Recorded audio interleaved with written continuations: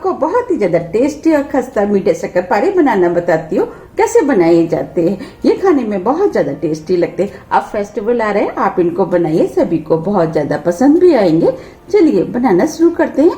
शक्करपारे बनाने के लिए ये हमने 2 कप मैदा लिए। आप मैदे की जगह आटे का भी इस्तेमाल कर सकते हैं। अब हम शक्करपारे बना लेते हैं। इसके लिए हमने मिक्सी का जार लिया है। ये हमने 3/4 कप चीनी लिए। अब हम चीनी को मिक्सी के जार में डाल करके महीन पीस लेते हैं। ये हमने चीनी को महीन पीस लिया है।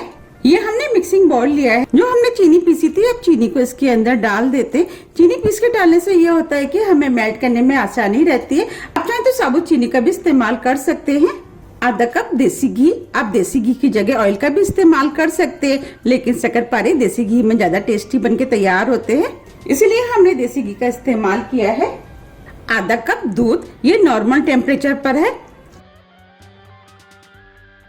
अब हम सभी चीजों को अच्छे से मिक्स कर लेते हैं। हम इस तरीके से जब मिक्स करके शक्करपारे बनाते हैं तो शक्करपारे बहुत ही ज्यादा टेस्टी और खस्ता बनके तैयार होते हैं। अब ये सभी चीजें अच्छे से मिक्स हो गई हैं। ये जो हमने मैदा ली थी, अब मैदे को इसके अंदर डाल देते हैं। अब ये शक्करपारे देखने में सुंदर लगे और खाने में भी टेस्टी लगे, इसके लिए हमने ये 1 टेबल स्पून सफेद वाले तिल लिए। आप चाहे तो शक्करपारे को बिना तिल के भी बना सकते हैं, लेकिन जब तिल डाल करके हम शक्करपारे बनाते हैं तो शक्करपारे खाने में और देखने में दोनों में ही बहुत अच्छे लगते हैं। अब हम सभी चीजों को मिक्स करके डो बना लेते हैं। हमें डो को सख्त बनाना है। अगर डो आपका पतला हो जाता है तो आप इसके अंदर थोड़ी सी मैदा का और यूज कर सकते हैं।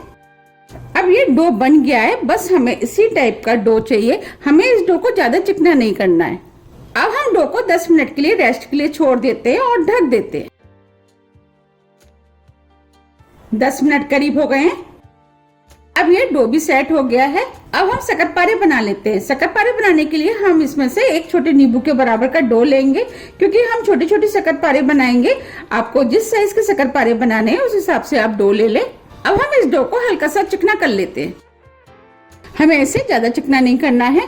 देखिए ये हमने चिकना कर लिया है। अब हम इसे दूसरे हाथ की सहायता से हल्का सा दबा देते हैं। देखिए ये शक्करपारा बनके तैयार हो गया है। आप देख पा रहे साइड में जो क्रैक आ रहे हैं उसकी वजह से ये बहुत ही ज्यादा खस्ता बनके तैयार होंगे। इस तरीके से हम कुछ शक्करपारे बना के तैयार कर लेते हैं। ये हमने कुछ शक्करपारे बना के तैयार कर लिए हैं। आप चाहते हैं शक्करपारों को इस तरीके से भी फ्राई कर सकते हैं। अगर आपको शक्करपारे के अंदर सुंदर सी डिजाइन बनानी है जिससे कि ये देखने में सुंदर लगे, उसके लिए आपके पास अगर इस टाइप की कुकी कटर है तो आप इसका भी इस्तेमाल कर सकते हैं। अब मैं आपको इनसे काट के दिखाती हूँ। सबसे पहले मैं इस वाले से काट के दिखाती हूँ।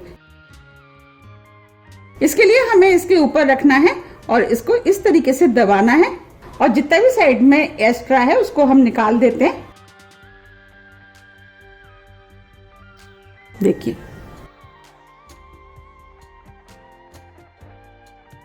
देखिए कितना बढ़िया शक्करपारा बनके तैयार हुआ है। हम इस तरीके से जब इनको काट के बनाते हैं तो ये एक ही साइज के बनके तैयार होते हैं और देखने में भी बहुत ज्यादा सुंदर लगते हैं। अब मैं इससे काट के दिखाती हूँ। इसको भी मैं बिल्कुल उसी तरीके से काटूंगी जैसे मैंने पहले वाला काटा था।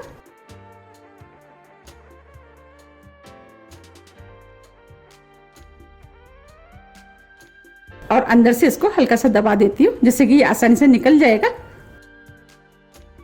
देखिए कितना बढ़िया बनके तैयार हुआ है और देखने में कितना सुंदर लग रहा है। मैं सभी इसी डिजाइन के बना के तैयार करूंगी। आपके पास जो भी डिजाइन का कुकी कटर है आप उससे बना सकते हैं। अब हम सभी शक्करपारे बना के तैयार कर लेते हैं। ये हमने सभी शक्करपारे बना के तैयार कर लिए। अब हम इनको फ्राई कर लेते हैं। इधर हमने कढ़ाई में ऑयल गर्म करने के लिए रख दिया था। अब हम ऑयल को चेक कर लेते हैं। अब हम इसके अंदर थोड़ा सा डो डालेंगे।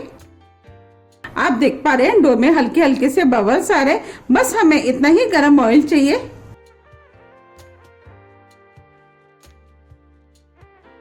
अब हम शक्करपारों को कढ़ाई में डाल देते हैं। जितने शक्करपारे कढ़ाई में आएंगे उतने हम डालेंगे।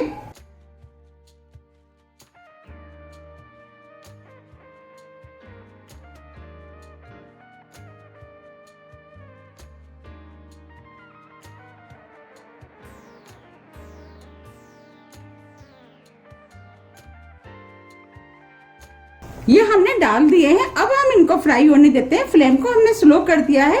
हमें इन्हें स्लो फ्लेम पे ही फ्राई करना है, जिससे कि अंदर तक अच्छे से सिक के खस्ता बने। अगर हम तेज फ्लेम पे इनको फ्राई करेंगे, ये ऊपर से तो सिक जाएंगे लेकिन अंदर से कच्चे रह जाएंगे। इसीलिए आप फ्लेम का बहुत ध्यान रखें। फ्लेम को आप स्लो ही रखें। जब ये हल्के गोल्डन कलर के हो जाएंगे, इसके बाद हम इनको पलटेंगे। अगर हम कच्चे में पलटेंगे तो ये खस्ता होने के कारण टूट सकते हैं। अब हम सिकने देते हैं। आप चाहते हैं इन शक्करपारों को इस तरीके से हल्के हाथों से हिला सकते हैं, जिससे कि ये शक्करपारे नीचे तली में ना लगे। अब हम इनको फ्राई होने देते हैं। अब ये हल्के गोल्डन कलर के हो गए। अब हम इनको एक एक करके हल्के हाथों से पलट देते हैं। आप इन्हें एक साथ ना पलटें, हो सकता है ये टूट जाए।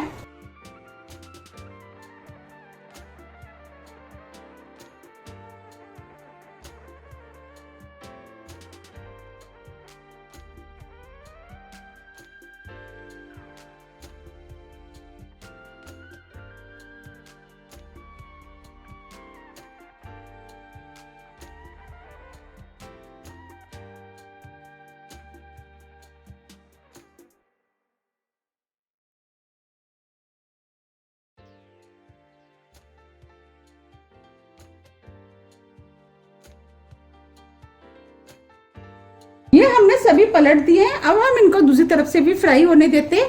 फ्लेम को हम स्लो ही रखेंगे। अब ये गोल्डन कलर के हो गए हैं और दूसरी तरफ से भी फ्राई हो गए हैं। ये खाने में बहुत ज्यादा टेस्टी लगते हैं। आप इनको एक बार जरूर बनाइएगा, आपको भी ये बहुत ज्यादा पसंद आएंगे। और इसको बनाना भी बहुत आसान है, झट से बनके तैयार हो जाते हैं।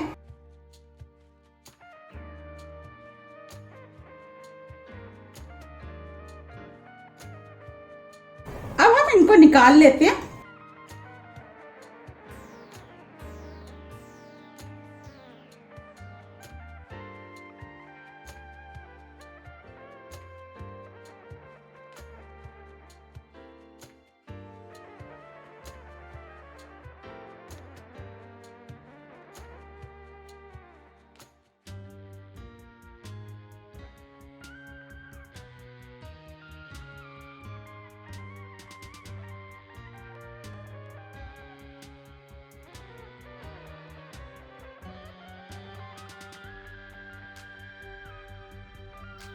आप देख पा रहे कितने बढ़िया फ्राई हुए हैं।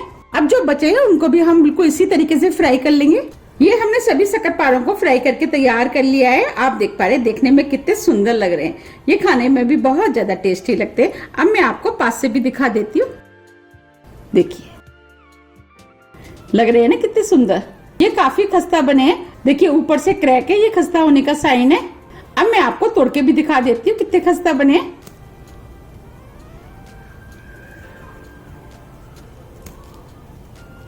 देखिए बने हैं ना खस्ता, और अंदर तक कितने बढ़िया सिके हुए हैं।